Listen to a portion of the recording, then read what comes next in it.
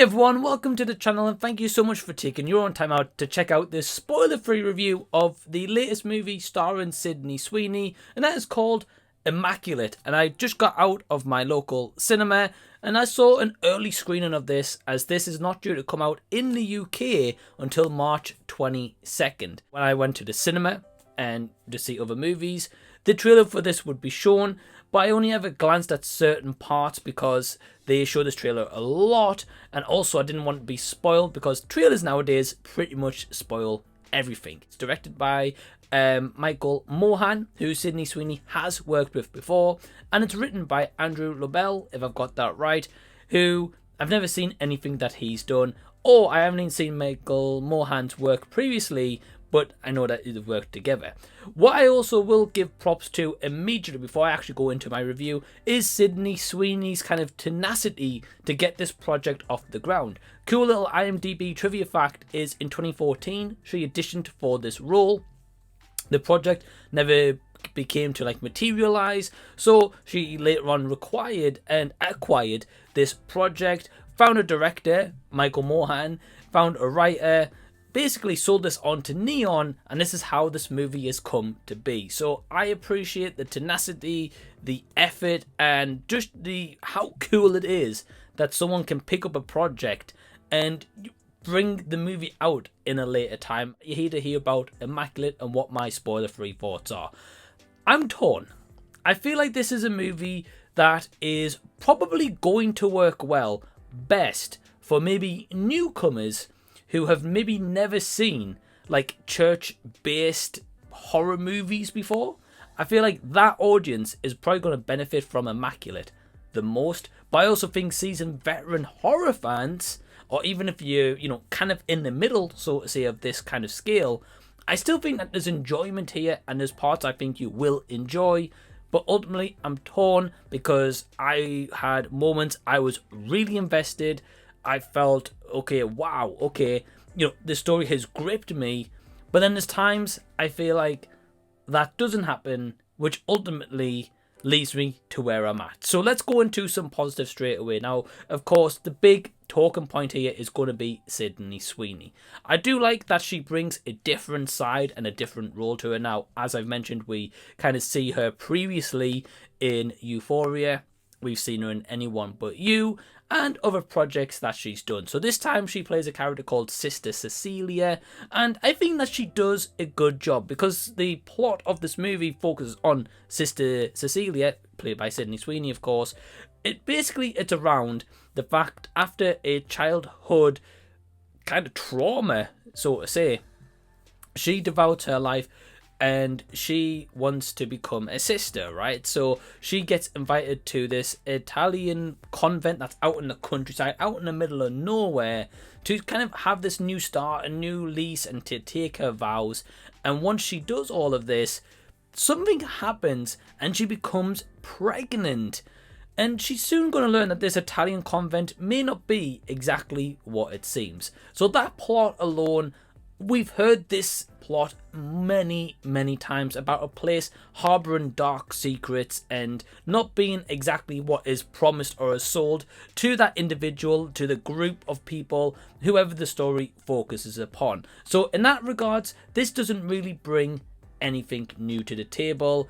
But, and getting back to the positives where I found the enjoyment here, there's times where this is shot primarily in Rome and Lazio, Italy, and you can tell because the cinematography in this wide countryside, or even at the place and this convent, at moments it is beautiful. There's one particular shot here of this picture that you may have seen in the trailer, was absolutely stunning. It felt quite artistic. It also gave me A24 vibes, so I'll admire that. And there was moments where I really enjoyed the cinematography. I was like, wow, this place is gorgeous, it is stunning. And if you know, if you were kind of invited out to this Italian countryside and they showed you images of what this convent looks like, I can imagine seeing those particular images. You'd be like, whoa, okay, you know, this looks stunning, it looks beautiful, it's a fresh start. Another element of Immaculate I enjoyed was the practical effects, particularly in the third act, where I felt like it shined the most, and a lot of it was happening around that point. I enjoyed those moments. I will say I also quite liked the ending.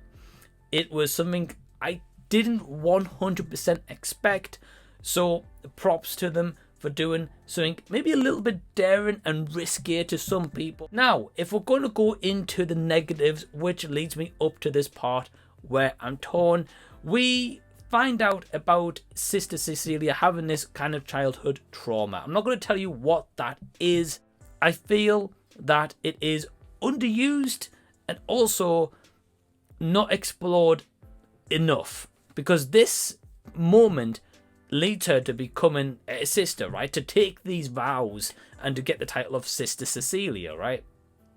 But I feel as if we get like maybe one quick flashback of what that is, and that's primarily the maximum amount of knowledge that we get. Now, this is only an hour and 29-minute runtime. It felt like as if it flew by pretty quick. Like, it wasn't boring, but I feel as if it needed that extra maybe 10-15 minutes to really explore that, and also explore these dark secrets in the convent, to really give more substance to the plot, and as the audience bring us into the story even more and have more sympathy for Sydney Sweeney's Sister Cecilia character. Also, you've maybe seen in the marketing or at the premiere of this Immaculate, you've got these like red-faced nuns. I don't know what the heck they are. Anyway, those red creepy faces is what you see. Now, I think that is a powerful image, and there is some powerful imagery here, but with the red faces, I feel as if that is also another element that is underutilized and is not shown enough. There was portions and elements of things that happen and transpire throughout the first trimester, the second trimester, and the third trimester, which is shown in font to kind of show you know, what stage we're at in this movie, in this timeline. But there's questions I had at the end where I was like, did they really explain what happened there? Or why did this happen? So yeah, that is going to be my thoughts on Immaculate. If I'm going to give this a score, because I've mentioned a few times that I'm torn, I'm going to give it a 2.5 out of 5. But have you seen Immaculate? Are you going to check it out? Or is this going to be a one that you're going to completely skip? Well, let me know down below in the comment section so we can continue the discussion down there. If you haven't already, definitely give the video a thumbs up. It really helps the channel. It helps YouTube know that you enjoy this video or enjoy the content at least. Also, if you're not subscribed to the channel, feel free to. It's just the red button down below. Again, if you haven't already, massive shout out to all my awesome Patreons who help to really support the channel.